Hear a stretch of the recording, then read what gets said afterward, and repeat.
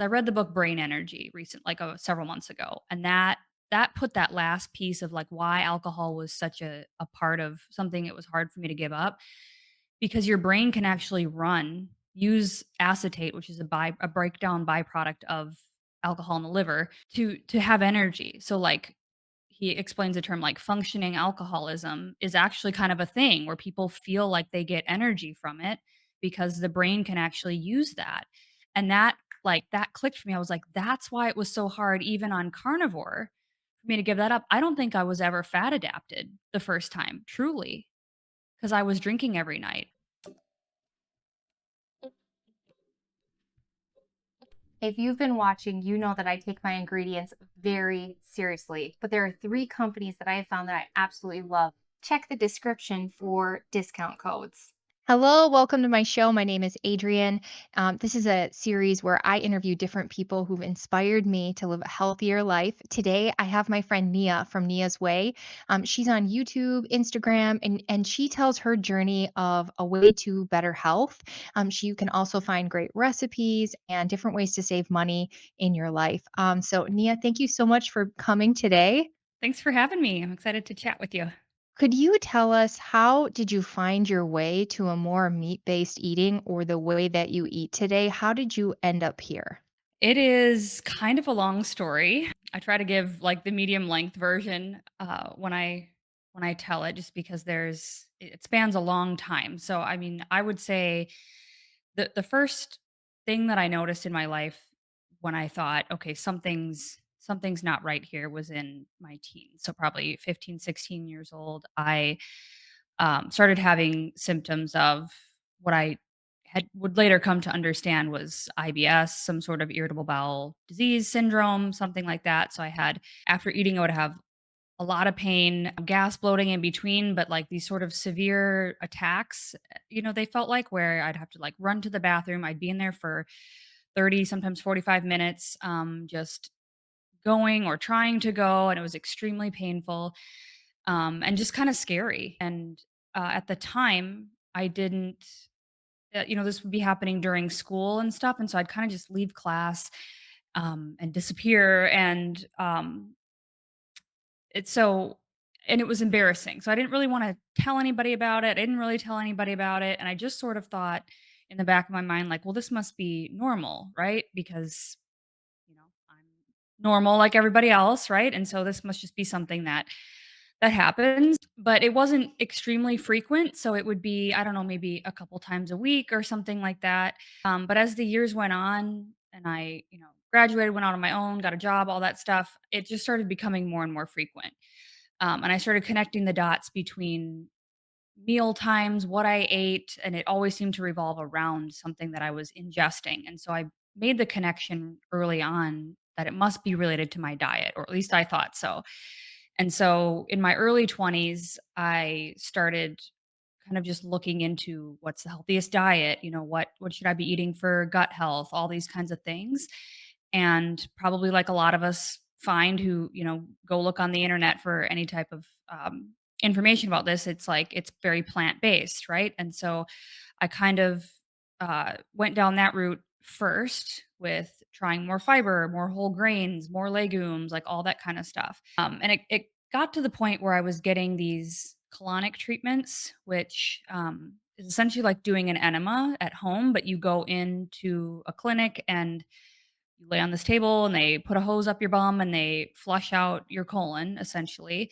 Because I could not go to the bathroom. Like it would be weeks with little to nothing happening and just pain, bloating, gas, and then every once in a while I'd have this sort of episode where I would go, but it would just be like this big episode, and it's like, okay, this isn't normal anymore after I'm getting to this point and this continues to happen. And so um I went to start getting these treatments thinking, that's at least gonna get me moving in the right direction. And the person who was giving them to me told me about the blood type diet and took my blood sample and told me that I was blood type A positive. And so I bought that book, Eat Right for Your Type, and it basically told me again that I should be predominantly plant based.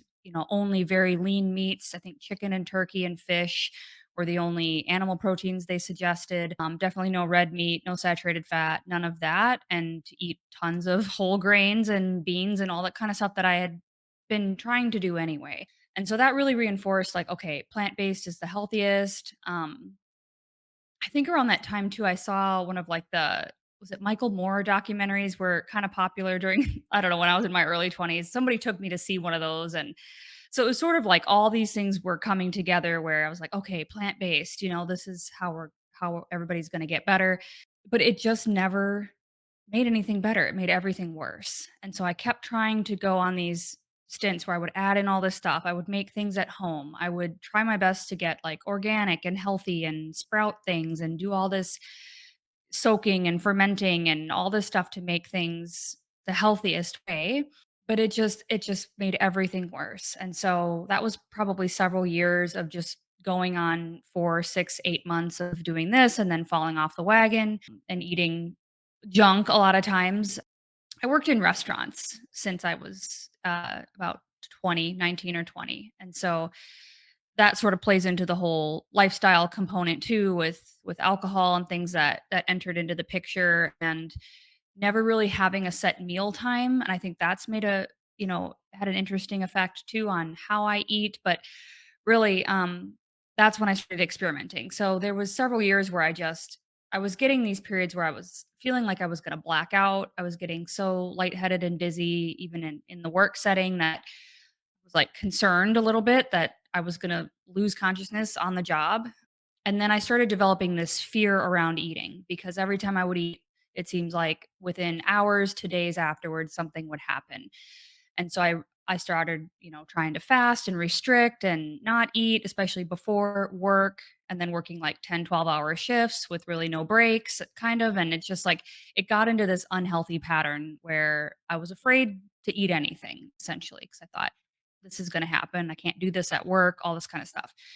And that's sort of where alcohol came into the picture because that helped me cope with a lot of things at the time, including social anxiety, which I struggled with in a very extroverted, people-oriented job, and just the pain of dealing with this condition on its own and then trying to fast and, like, needing energy and all these things. So I got really into, like, coffee, energy drinks, and alcohol were some of, like, the staple things that didn't seem to hurt me in the moment, right? But they were, like, helping me get through these periods. But then that never works, right, in the long run, and so then I would end up binging on things, and a lot of times it would be the food at the restaurant, right? So it was not the healthiest stuff. It'd be bar food or nachos or, burgers, but I'd be eating the bun and the fries and drinking the Diet Coke or whatever, all with that. So I had these periods where I was trying to be super healthy and do everything right. And then it would just sort of backfire. And I'd end up going back to these unhealthy ways of doing things. And so that really honestly continued for years until I had kinda gotten out of the research mode. I was just trying to, like, survive sort of thing, and, um, one day, it just came to me, it's like, "I need to look back into this, like, this has gotta be diet, and I must just be doing something wrong." And so, I was digging around a little bit, and I stumbled across this blog called, Paleo Leap, and I don't even know if it's still up. I'm sure it probably is, but it was the first time I had ever been introduced to an ancestral eating mindset or, the whole idea of paleo and what our ancestors ate and all this kind of stuff. And so I remember that light bulb moment where I was like, this makes a lot more sense, like versus my blood type being a specific diet for me kind of made sense at the time. Like, oh, it seems like ancestrally or whatever, my bloodline is from, that would make sense. But this really clicked. And so that's when I removed grains for the first time. And that was the first time when I noticed change within like a week or less. It's like, okay, this is noticeable. Something's different. Cause I had really bad brain fog too. And I don't even think I realized how bad it was until, it's been years now of it slowly going away and realizing like, "Oh, my brain was, like, messed up back then," you know? But I remember thinking that at the time, it's like, I just feel a little clearer, I don't feel as groggy, like, just kinda like, I just felt sharper, and I noticed it at work that I was a little bit quicker and more on it, you know? And so from there, it was really just a slow progression of a process of elimination. I switched over from that plant-based to the ancestral mindset, and then I sort of learned about keto, but not necessarily from a, like, a weight loss perspective. It was just more about learning about different types of vegetable groups that were affecting people's gut health. So I learned about FODMAPs. That was one of the last things. So I cut out all grains and then starches, and then I was basically keto with, like, all the Brussels sprouts and kale and cabbage and cauliflower and broccoli and those type of things, onions and garlic, and those are, like, literally the worst. Those and beans are, like, the absolute worst for my digestion, so I was trying to, like, force these things down, thinking they're still healthy, and there's a lot of keto people out there that will, eat all that stuff, and it's like, it's low carb, right? It's good, all those benefits, but for somebody with a messed up gut, it's like, I can't tolerate any of that stuff. And so when I finally learned about FODMAPs and cut those out, I was down to like salad greens. I would get the spinach, mixed green, organic, everything fancy, salad greens, meat, and there were a few vegetables like cucumbers, bell peppers, and um, olives that I think I still had in, and then I would make my own dressings at home from, like, olive oil and vinegar, and that was it, and then some seasonings. And I sort of limped along on that for a while. It was like I'd stopped getting the enemas, or the, colonics a long time ago because they were getting a little expensive, and just I would get so tired after them. Like, 2 days, I would just be feeling like I couldn't get out of bed, and it's like, I can't work like this either, and so it was just this, like, weird trying to figure it out.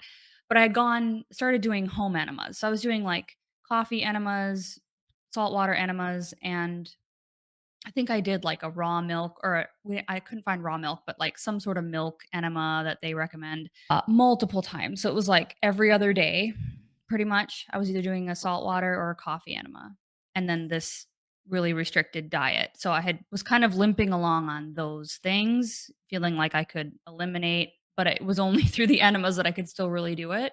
And then there was a period where I was just, like, really busy, and I had made, like, a big roast or something, or a bunch of chicken, and I had leftovers, and there was, like, a 3-day in a row period where I didn't make my normal huge giant salad and put meat on top.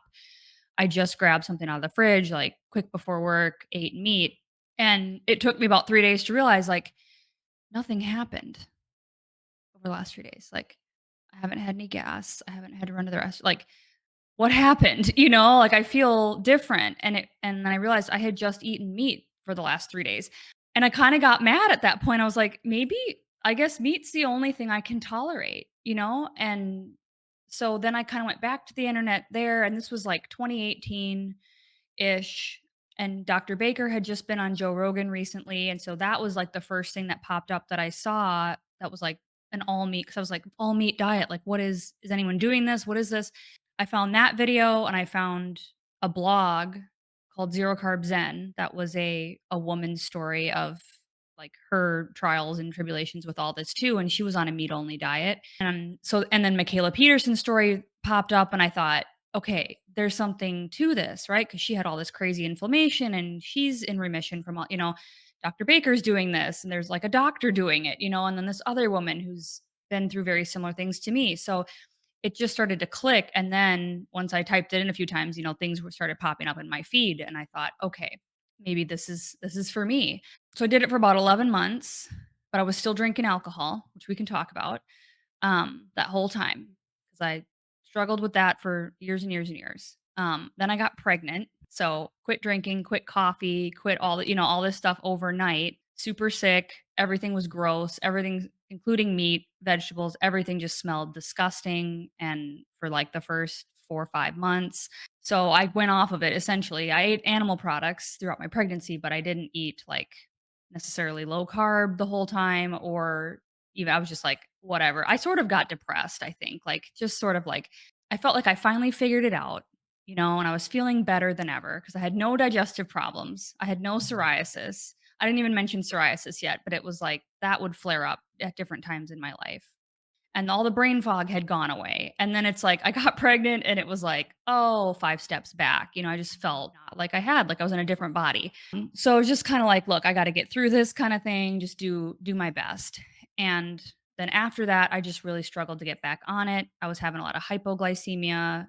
I think there's a possibility I might have had some gestational diabetes because I had gone, from zero carb slash very low carb for years before that. And then, all of a sudden I'm eating different carbs because I didn't seem to react to them the same way when I was pregnant, probably because the lowered inflammation, right? And so it's like, I had some hope. I'm like, maybe I've healed, maybe I can tolerate more things. And then after I gave birth, it was like, nope, you definitely can't. So I kind of just, again, and then we had our baby in March of 2020, like right when the pandemic started. And so it was just like Whoa. pure chaos. My first baby, trying to breastfeed, like just, we moved a bunch because we ended up losing our apartment because we didn't have the income, like, so it was just like survival mode for the next few years. We lived off the grid in a self-converted school bus that I turned into an RV because we couldn't find a place to live. Like, it was just absolutely nuts. So, to kinda wrap it up to now, it's like that was 3 or so years, and then right before we moved here, or when we moved here to Texas a little over a year ago, right after we got here, I think, like, my body finally felt safe, and I just, like, crashed, like, totally burnt out.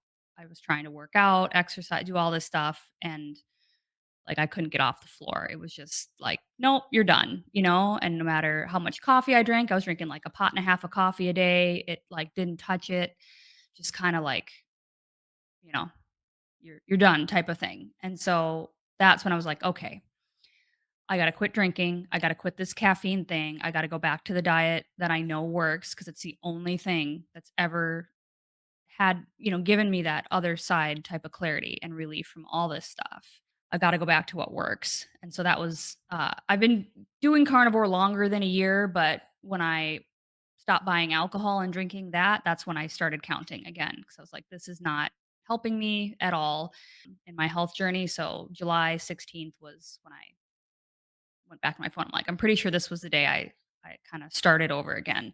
So it's been almost a year and I've kinda struggled, I went into it thinking I was gonna have this overnight kinda miracle effect like I did the first time, but I didn't really have that same experience. It's taken me almost this entire year to really feel like I've got everything dialed in, and so, there's lots of things I'd say I've healed from completely, but then there's things that I'm still dealing with, so that's kind of the, I guess, medium to long version of everything. I had no idea that your journey with meat was actually 6 years? Like, you've been playing around with carnivore for 6 years on and off? Yeah. Yeah, since 2018 was about when I, cut the last things out and went, and I was 11 months meat only, and then not for about 3 years, and then 3.5 years, and then almost a year now. Wow, so you've actually got to watch some of this space evolve because in Mhm. 2018, there were a couple people talking about it, but not like it is today, right? No, and I actually made a YouTube channel back then, talking about my journey, doing fitness, like, basically the same thing I'm doing now, but like you're saying, there really weren't a lot of voices in the space anywhere from, like, the medical standpoint that we have now, and so, like, people were asking me all these questions, like, "What do you mean you don't eat any fiber? Like, fiber's better for gut health. What are you talking about?" And I got a lot of, and I just wasn't prepared for it, and I was still kinda sensitive to that type of stuff, like, it just really got to me, and I took a lot of it personally, and then I call it the whirlwind season of my life, like, I had a lot of change that I don't even talk about online because it's, things that I just don't discuss, but it was, like, a couple of really major things happened, and then, getting pregnant was the last of those things, and so I just kinda quit doing it because 'cause I'm like, "I don't even know what my channel's about anymore, like, I don't even know where I'm gonna be, what's happening, who I am, any of this stuff," and so I just quit, and then I started again when we were in the off-grid situation, and I was gonna kinda do that. I thought we were maybe gonna, like, get land and kinda go in that direction, but we ended up coming here, and so then when I hit that rock bottom place, I'm like, I know, like, I've always felt like I have to share about this. I've always felt compelled to spread this message for whoever it could help because it's the only thing that's worked for me, and so that's why I'm back on here doing it again. So it's like round 2 So for everything. so many of the things you said were super relatable. Like, by the time I got to the end, I mean, almost every time I ate, I would cry and I would say, I'm not going to eat anymore.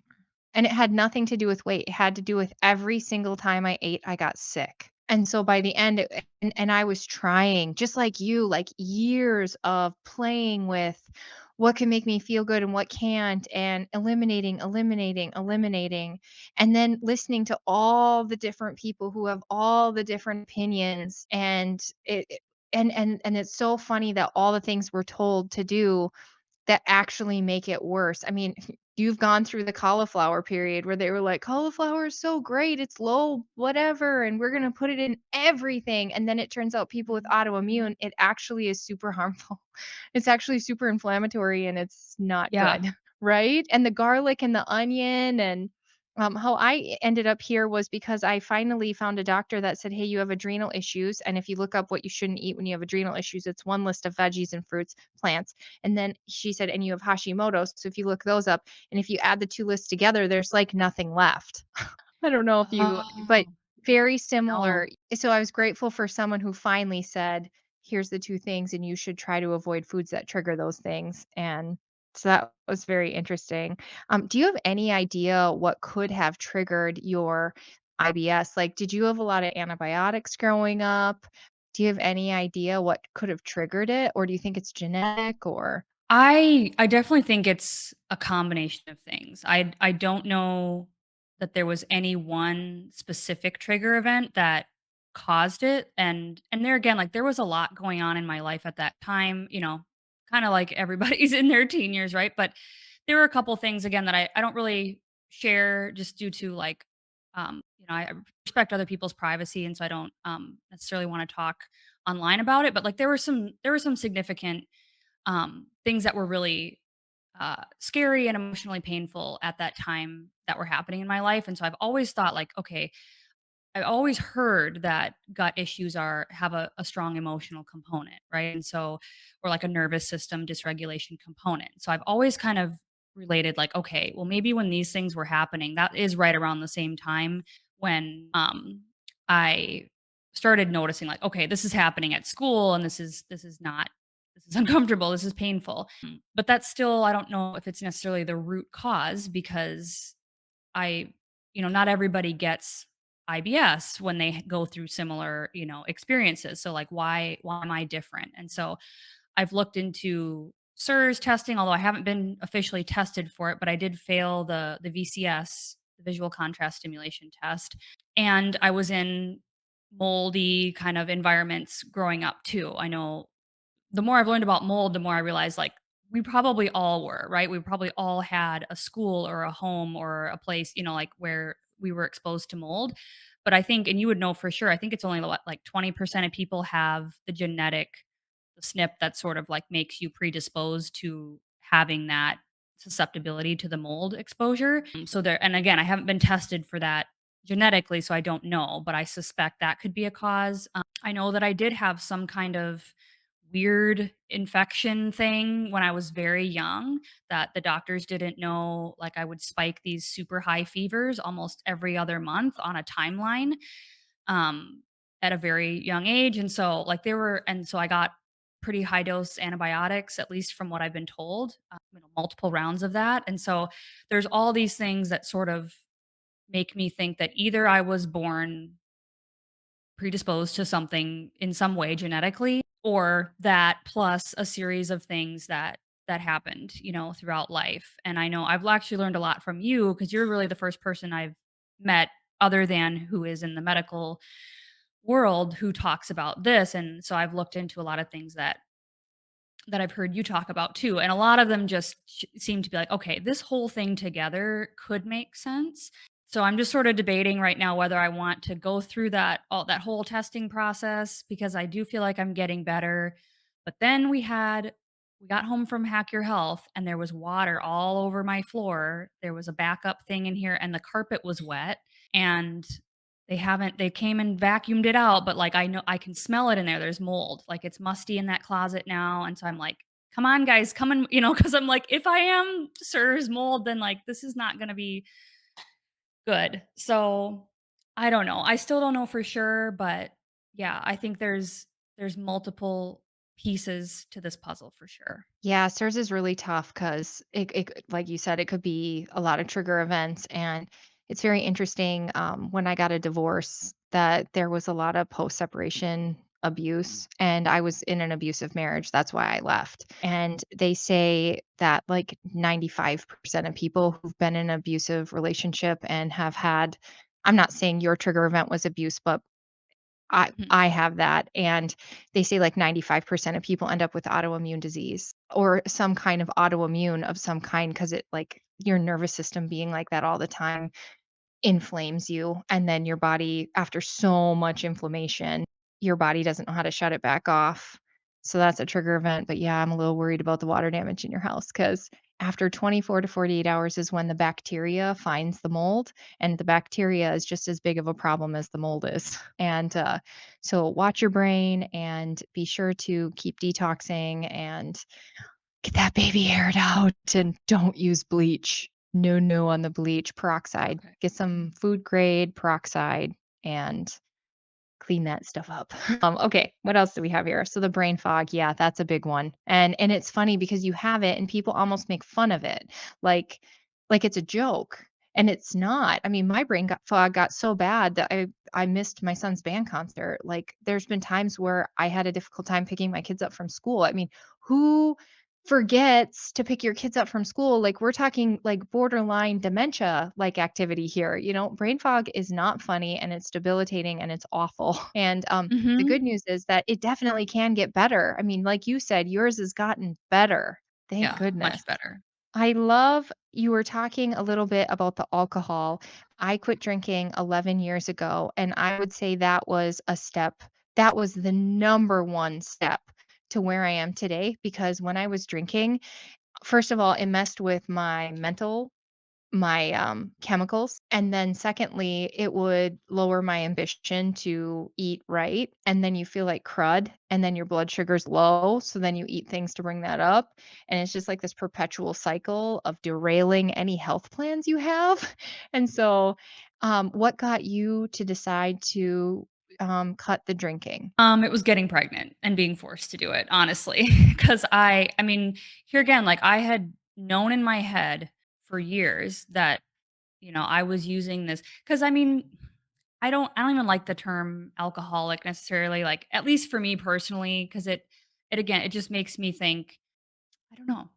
I never Major negative could, like, cope connotations, with yeah. being like, "Yeah, like, this is my problem," type of thing, because I knew I was using it to cope, Like, I knew that, I wasn't drinking during the day, I wasn't, getting DUIs, I wasn't, ending up in fights or, like, anything that I sort of associated with, "Okay, this is really, an alcohol problem," type of thing.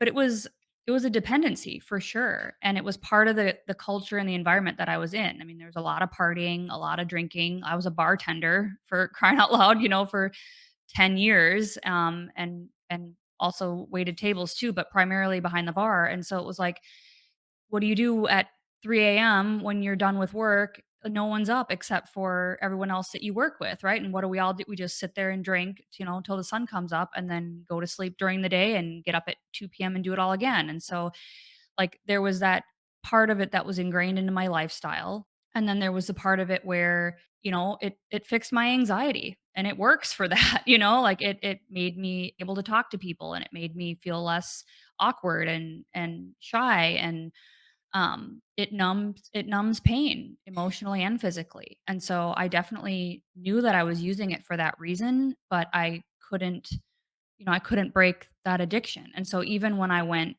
carnivore the first time, I still drank every day. I still drank vodka soda. I mean, I had been off of wine and beer for a long, long time because beer bloats me and makes me feel terrible. And I would get these, if I would ever drink red wine, I would get these like hives all over my face a lot of the times, like just these patches, not every time, but it would go all the way down my chest and I'd be Histamine. out. Yeah, histamines. And so I always knew like red wine I couldn't really tolerate and beer. So I was just drinking like vodka or gin for a long time. And so yeah, I guess it was something I knew that I didn't wanna give up, and then when I went 0 carb, it was like I started hearing about, how alcohol interrupts ketosis and it interrupts, your metabolism from burning fat and all this stuff. I think, I don't know, Thomas DeLauer was following back in the day too, and, like, I used to nerd out on all of his videos where he breaks it all down or whatever, but, so, like, I knew all this in my head, but I didn't have a big enough why, to actually do it. And I was kinda limping along, right? And I think, this is my theory now, that because I read the book Brain Energy several months ago, and that put that last piece of, like, why alcohol was such a part of something it was hard for me to give up, because your brain can actually use acetate, which is a breakdown byproduct of alcohol in the liver, to have energy. So, like, he explains the term, like, functioning alcoholism is actually kind of a thing where people feel like they get energy from it because the brain can actually use that. And that clicked for me. I was like, that's why it was so hard even on carnivore for me to give that up. I don't think I was ever fat adapted the first time, truly, because I was drinking every night. And it was like you said, it lowers your blood sugar because I was testing my ketones and all this stuff. And I would register ketones. But I'd wake up in the morning, my blood sugar would be in the 60s, with very low ketones, like point 0.3, point 0.5, something like that. And so I don't think I ever truly got fat adapted because my body was still running off of that acetate. And so I think that's another reason why I struggled this time was because I've never done carnivore without the booze, and I've never done with no booze and, carnivore. So it was like I've had the experience of having one or the other, but never both. And so I think that's one of the reasons why it took me so long to get fat adapted and I ate too much and didn't follow my body's intuition this time for the first 6 or 7 months. So, This is so relatable because I don't think anybody would ever look at you and say, "Oh, she uses substances, alcohol or food to cope with life or cope with things or to relax." Or it doesn't seem like because you're not a big person that you have any emotionalness to your consumption, but it kind of sounds like you do, and you are overcoming that right now because now you don't have either, right? right, and I again didn't realize the relationship I had with food until I was forced to confront it going carnivore, right? Because the first time too, I'd have these occasions where I would binge, like, every 6 weeks, maybe I'd go, like, 2, 3 months sometimes, but I'd always blame it on my cycle, it's like, "Oh, I'm just craving sugar and chocolate and all this stuff," but then I'd eat a whole cheesecake, or I would try to stop like, cut back on my alcohol, and then I would turn to food, and so, like, again, my mind knew, it's like, Nia, there's something here that you need to look at," but I didn't wanna look at it. I didn't wanna admit that, I was using these things to really function, and then I was like, "Oh, mom, my gut feels fine. I have a flat stomach. I'm losing that last 10 pounds. I've never of just bloated water, just puffiness that I had always held on to. I'm working out more." Like, all these things were better, and so I would justify it, like, "Oh, if I eat a whole cheesecake every 8 weeks, who cares?" Or if I drown my sorrow in wine or vodka, well, who cares? Everyone does that. But, life I think life will beat you down till you deal with it one way or the other, and I feel like that's sort of what happened. Like, then I got pregnant. I was like, "Okay, I have to look at this. I can't hide from it anymore." And then I crashed again, and so I'm like, "I have to look at this again with the food and the coffee and all these other things." And so here I am. So how are you doing that? Do you have any tips for people on how to overcome? Because that is the toughest part, I think. I think we can all do a diet for 3, 6 weeks, even if you're like real diehard, but eventually you have to face that. And do you have any tips for how people can overcome that? Like, what have you been doing to get through it and continue on this journey of health? I um I sorta had to hit that rock bottom place, as they say a lot of times. And I'm grateful that it was what it was and it wasn't anything, worse um, than it could have been. But I felt like an emotional thing where I was like, I'm a mom now, I can't I can't be this tired. I can't be this stressed out. I can't be, putting my kid to bed at night and then feeling like it's the best part of my day to sit and have my 2, 3 drinks while I scroll my phone, and like that's my escape. It's like that's being unfair to me and that's being unfair to my family. Um and so it's like I really had that reason to do it. And I was in a place in my life where I didn't feel like I was surviving. No, I felt safe. I felt like, okay, we have an apartment now, like things are calming down. Like I the space sort of opened up for me to even look there. And then and then I knew I needed something to replace that with cuz I didn't I didn't know how to relax without alcohol. I didn't know how to cope with negative emotion or positive emotion, which is something I didn't realize until again gave it up and was like, "Oh, I actually want to drink or binge like when I'm happy." Which is weird. I used to only think it was if I was sad or angry or something like that, but it was like really to access anything outside of this sort of apathetic, sort of flatlined emotional state that I had for many, many, many years. Um, because my nutrition was out of whack and I was sick, and so it's like I remember writing in my journal. I mean, it's got to be 5 or 6, 7, 8 years ago now, maybe 7 years ago. Like I can't feel unless I drink, and so I'm like, I've known this about myself for a long time. So I guess going into this, I'm like, okay, I have to find a way to something to substitute that's going to work for me. And so I've been using self hypnosis, which I talk a little bit about on my channel. And I know people have kind of, again, like conceptions about what that is. And we can talk about that if you want. But um, it's not like what you see on TV or in the movies where it's like you lose control of everything. It's like it's literally just dropping your brainwave state from beta, which is what we're in all day, conscious awareness, into alpha, which is like the state akin to sleep before you fall asleep. So it's like a very relaxed, parasympathetic nervous state, which is the hardest part for probably people like us, right? Is just to like get into that state. And then you listen to a script of someone speaking, and it's just a way to think differently. It's a way to reprogram the thoughts that pop up into your subconscious mind. So in the past where I would um, notice these thoughts of like, well, you had a bad day. It's okay. You deserve it. Oh, you work really hard. You deserve to have a couple drinks. Oh, you know what? You've been good for 8 weeks. Who cares if you eat that cheesecake, right? No one's going to know about it. You're hiding in your car alone. You can throw it away before you get home. Like, no one's going to know. All those thoughts would come in, right? The justification and the yeah, just, like, making it okay.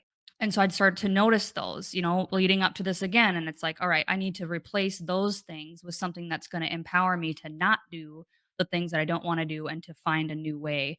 And so that's really been a key component along with, just the place I am now. I'm so lucky that I'm a stay-at-home mom. I can really control my environment past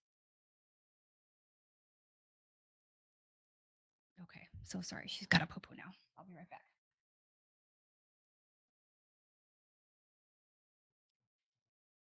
So I just knew that so I used these self-hypnosis tracks that I found for free online to just listen to every single night, and I've been listening to them almost every single night or sometimes on very, very low during the day since I started again. And so that's been a really key component along with just getting, further more days under my belt, carnivore, and I think my hormones are balancing finally. My blood sugar is regulated. I'm sleeping better. It's like, but it's just been slow. It's been a slow process, and I just needed that mindset component to really be that extra support for like, hey, there's another way to do this. I don't have to rely on this stuff, and here's how to change it.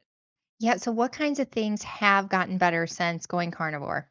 And are you carnivore? You're Um, carnivore, right? Yeah, I'm definitely still carnivore. I've tried doing lion for a couple of stints, and I that didn't really work out so well for me. And I've experimented with different fat to protein stuff, and my sleep kind of got out of whack for a while, and so, I've done different things, but I am definitely still carnivore.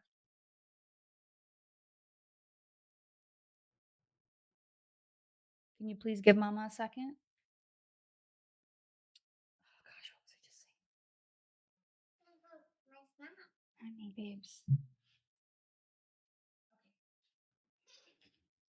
Um, so I'm definitely still carnivore and plan to be for the, foreseeable future. But I feel like recently is really when a lot of the benefits came in that I was expecting in the beginning. Like my digestion's finally normalized now that I've dropped my salt content down really low, which is kind of weird. I've been dealing with some psoriasis flare ups still that have not completely resolved, but again, with the low salt, now they're getting significantly better. But I would say really kind of along those lines of addiction and mindset, like mental clarity, things like that. Those are the biggest things because I'm off caffeine now, which is like a freaking miracle to me and alcohol. So, I mean, I've told everybody in my audience that like, my goal was to make it to New Year's, from July to New Year's. I was like, "I'll have champagne on New Year's," I'm just gonna kinda go. Because again, I didn't wanna say, like, I'm gonna quit forever, because I think that would have triggered me, into sort of rebellion, which I tend to, like to break my own rules sometimes. So I was like, "Here, just make it till New Year's and then see how you feel." But I got there and I realized, like, my cravings were gone, I didn't even want anything, and I was fine with not having anything, and so, I did like, have a glass of wine on Valentine's Day when Ben and I went out to dinner, and I told everybody about that, but I didn't, and it was kind of a test because I was like, "Am I gonna get triggered by this, or has anything healed?" And I was, like, fine with that. I didn't think about alcohol, like, I didn't go buy anything, I didn't get this, like, panic where it's like, "I gotta get to the liquor store before they close," type of thing like I used to if I didn't have enough? So it was like something has changed. What kinds of things are you still working on? Because for me, I wish I could say this was just the cure all for all the things, but I'm still working on my chronic inflammatory response syndrome. Like I've had to add some things, I've had to clean up my environment. I too am working on cutting out some things that still bother me, like dairy and sweeteners, and um, I'm just still working on things. How about you? Is there anything you're still working on? Yeah, I'd say, just like my digestion was still off, on and off throughout this whole time, and I was getting psoriasis flare ups, which I just couldn't seem to pin on anything. And I mentioned I think I tried the Lion Diet twice, and I only made it about three. Well, the first time it was 30 days, and then about 3 weeks before I just started like craving eggs or seafood or some other animal based food. And so I thought, clearly, I must need something else here, because I was trying to eliminate down to the very least amount of things to see if some of those things were still causing these responses. But as far as I can tell, they're not. And I've been messing with my electrolytes lately, which again I've gone up and down and kind of all around with that stuff over the past 11 months. But um, I'm trying very low to no salt. I think I've had 2 completely no salt days in the last week, and then if I feel a little, dizzy or whatever, signs of low salt, then I'll just put some Redmonds on my tongue or put a little in my water or something like that. And so far, I haven't had any, like, I still have a teeny little bit of psoriasis on my knee, but it hasn't been itchy or flared up at all since I've really cut my salt back. And I was having a lot of loose stool still at like month 9 and 10. I'm like, this just isn't, this isn't right. And that's gone completely away. And now I have that really nice, normal, perfect BM situation that I had in the beginning, of the first time. So it's just taken me a lot of tweaking of things to get it right. And so if my skin would completely clear up, I think I would be in a good place. I have much more energy now, and I don't drink any coffee, which is like, I still can't believe it. I was drinking so much caffeine, and I just whittled down to decaf very slowly over like almost 2 months. And then cut it out in January for the Lion Diet Challenge. And so I have some decaf every now and then, and sometimes I drink too much and then I have to cut it back out. So, but I'm in a mentally, spiritually, physically, I'm in the best health that I've ever experienced in my life. So I know I have a little ways to go, but it's nothing else has touched it like the diet. Last time you did carnivore, was there any community? Did you go to a thing like Hack Your Health, or did you feel like you were just kind of on your own? Yeah, I very much felt on my own. I kind of have this whole time, just with the weirdness, gut issues, like nobody wants to talk about that. I didn't want to talk about it. It's uncomfortable and addiction. Nobody likes to talk about that. I mean, in general, it's like you don't make friends and be like, yeah, I'm addicted to alcohol and I can't go to the bathroom. It's like no one talks about it. And so even the doctors that I went to just sort of gave me the same like regurgitated stuff. Well, how much fiber are you eating? Take these fiber pills. I went to the dermatologist for when I had psoriasis spots all over my entire body. And, she gave me the standard thing, the prescription steroid cream. And then later, after all the students that they had come in and look at me all over with their clipboards, left, she was like, "Oh, you may wanna get out in the sun too, because that helps." Kinda like behind, "We're not supposed to tell you this," type of thing. So it was like, I just never felt like anybody was really like, "Hey, here's something that can help you. Here's some help," really in any form other than the lady who did my colonics, but unfortunately that was all plant-based stuff. But then when but I had my channel, I just still felt like nobody got it, nobody understood. It was still so new that I did not. I mean, there were some people who were supportive online in comments, but in everyday life, no. And so that's really been another huge difference, and I'm glad you brought that up because I was scared to come back to the internet and talk about this, and I was scared to talk about alcohol, and I was scared to talk about just things that I'm not proud of, and it's hard to be vulnerable and it's hard to put all that out there, but I've received, 80, 90% support and positivity. And I've found more people who have struggled. And it's like, okay, I'm not alone. There are other real people. And then I got to meet a lot of you at Hack Your Health, which was like transformational for me in a way, because it's like that's the first time I've ever been around more than maybe like one person in the flesh, where it's like you get it, and I don't have to sit here and talk about saturated fat and cholesterol and red meat and like go through that whole spiel. It's like we already have this kinship just because we've been through the same, or similar journeys in some form. Yeah, and we don't mind talking about bowel movements. Yeah. And I think It's most of us common around. too, there is this feeling, at least at some point in your journey, where you're like, I feel food free. Like, this is the healthiest food relationship I've probably ever had. I would try different things before, but they would be triggering. And then I would blame myself. Like, why can't I just eat these keto treats and stop? Why can't I stop? It's because I didn't try hard enough or there was something wrong with me. And now it just turns out some of these foods are just so palatable that it's addicting to everyone. And I was blaming myself. And so I feel like our group of people, we all love to talk about these things because we're like, we're on to something here. Have you heard about this? Did you like Hack Your Health? Yes. Will you go back? Oh, heck yeah. I would totally. I'm already excited for next year. I hear it's going to be in Florida. So, in September though, which I know is like I think a harder time for some people to go, but yeah, I'm totally going to go next year. I'm trying to get a meetup going in my area cuz there's a lot of carnivores, or, a decent handful, probably a couple dozen that I know just from, doing live streams and letting people know where I live around here. So I'm like, I really want to do more of those in-person things because it's so, and I've been that way my whole life, Adrian. I've been like that, hyper independent. I don't need anybody's help. I don't need help, for anything my whole life. And I feel like that's the other thing, life will beat you down until you accept that, like, you there are times to rely on others and you need support and you need community um, when you struggle. And that's something I've had to learn too, is to open up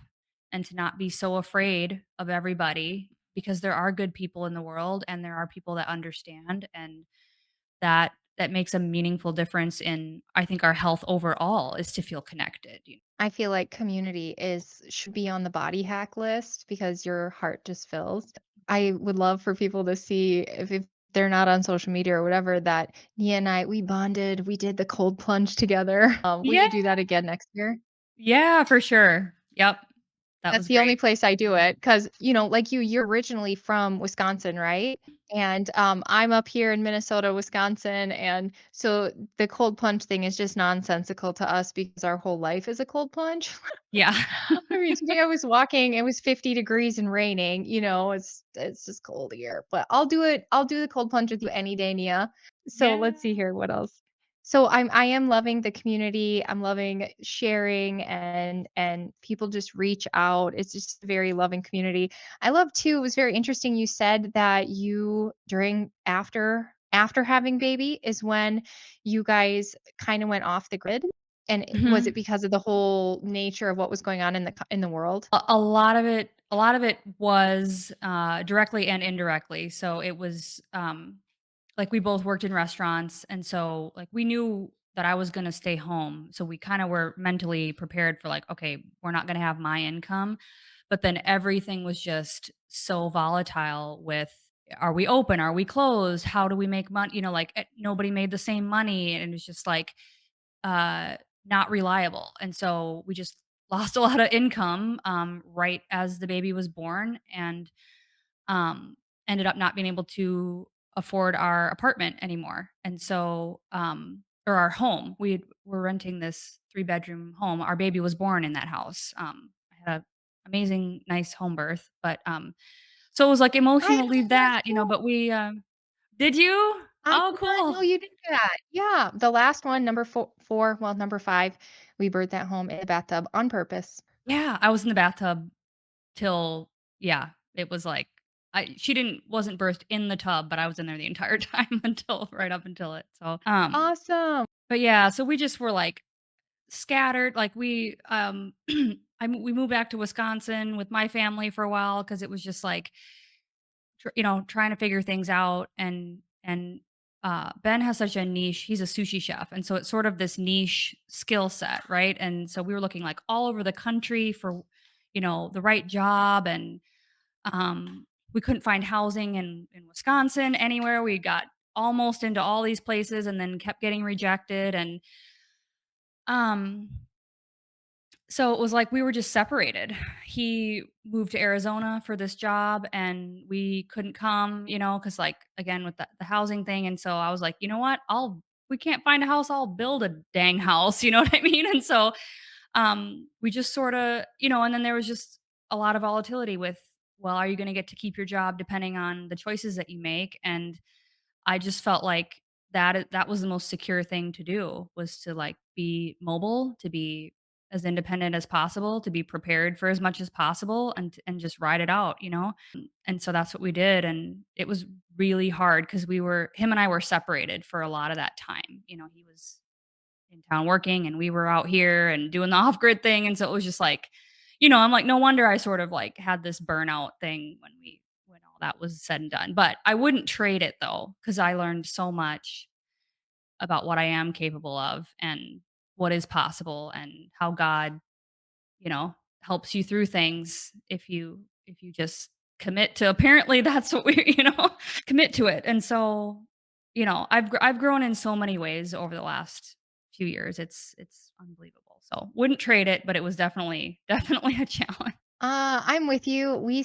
I all of a sudden was like, well, because once you have a baby, you're like, and then the shelves go empty. You go, well, this isn't going to work as a mom. Like my kids will Yeah. always need to eat. So we started a quail farm and we had 600 quail, 20 rabbits. We raised 100 meat chickens. I'd never farmed a day in my freaking life. Never a day in my life. And here I am raising all these birds and rabbits and I planted all these fruit trees and started this huge garden. So that's why I kind of love your channel because some of your biggest hit videos people have to go check out. You've got prepping the pantry for carnivores, which I love because the truth of the matter is, if things get bad again and all you have in your pantry is bags of rice, you're not going to be feeling very good. And No. that was part of the perpetuation of getting to where we are today because I realized if that's all we have is rice and cereal and seed oils, I'm going to be sick. So I Yeah. love that video. And then you've taught people too how to make homemade electrolytes because it is a big industry in this sector for people to be buying electrolytes, which the best ones are definitely salty and there's a discount code in the description. But but if you're gonna be making your own. You have a great video on that, and you have some great cooking videos. So everybody needs to go check out Nia's Way on YouTube for sure. But it is so interesting. Did I miss anything, Nia? I think this has been such a great talk. There's been so many great points hit on the carnivore diet, how it changes you, what you're working on. It's just been really great to have you. Yeah, thanks. I've enjoyed it too, and I think yeah, I could just talk about this forever, and that's why I was like, I gotta go back to the internet because then I can just do that and talk about it all the time. But it really has changed my life, and it's given me life back, and it's opened this door. I think I was having a conversation the other day about how going zero carb, going to back to animal products, going through this journey to carnivore is like it kind of opens this door to this inner journey that I think not all of us were expecting or necessarily wanting to go down, but it's available now. Like we have to confront these difficult things. We have to say, okay, well, I'm not technically hungry right now. I know that. Like my body is satiated. So why are my thoughts turning to this, that, or the other thing? Why am I coping like this? Why am I managing my stress like that? Like it takes the noise level down so low that we kind of have to go to these other places. And so I truly think that even if people want to try this and you don't want to be carnivore forever, or you can tolerate other foods and you can add plants back in, or drink coffee, or have a drink on your birthday, or whatever. Like, I'm not super dogmatic about this. I hope I make that clear as well, because I don't think everyone on the planet needs to be carnivore and needs to give up everything. But I think it's something everybody should try. I think it's something that everybody should give a shot because you can eliminate so many things that you might not even know are triggering you, that you might not even know how bad they affect you until you try to reintroduce them. And that's been again this contrast where I don't even know how bad my brain fog and anxiety and like slash apathy was until the cleaner I got, the more I saw it. And then I've been able to overcome my alcohol addiction and my caffeine addiction. And, I had to suffer through that and like do the hard work to get here. But these are the tools, this is the way to do it. And everybody's going to be a little bit different with how you adapt and how you tweak everything.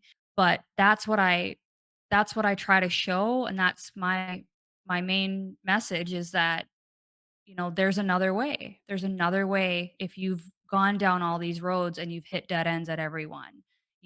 Don't give up.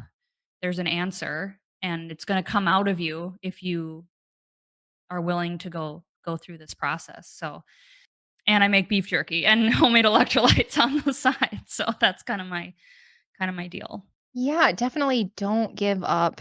I know both me and you, we tried everything the doctors told us. We tried everything Google told us. And in the end, for me, it was really getting down to lion to be able to see because now you've stripped everything out pretty much. And then as you add things back, you realize, oh, that doesn't make me feel that great. And you decide what level of not great you're going to have, or are you going to cut that back out, or, and then you can start playing with things. But now the picture is very clear, I think, right? And now you've even experimented with the salt, which is a very interesting one. I've never tried that one, but I don't know if I want to. I said It's the same so thing about lion good. though, and eventually I still ended up trying lion. So I love it. You're definitely out there inspiring and motivating people. So again, everybody check out Nia's Way. And what's great there too is she collaborates with a lot of other people with great experience. So you'll get a variety of different opinions and experiences that you can just really learn from. So thank you so much for coming on today, Nia. Thanks for having me. And I want to have Y- you on soon too. So we're going to hear your story as well over on mine. I would love that. Well, thank you everyone. If you like this show, please like, subscribe, and share. Have a great night.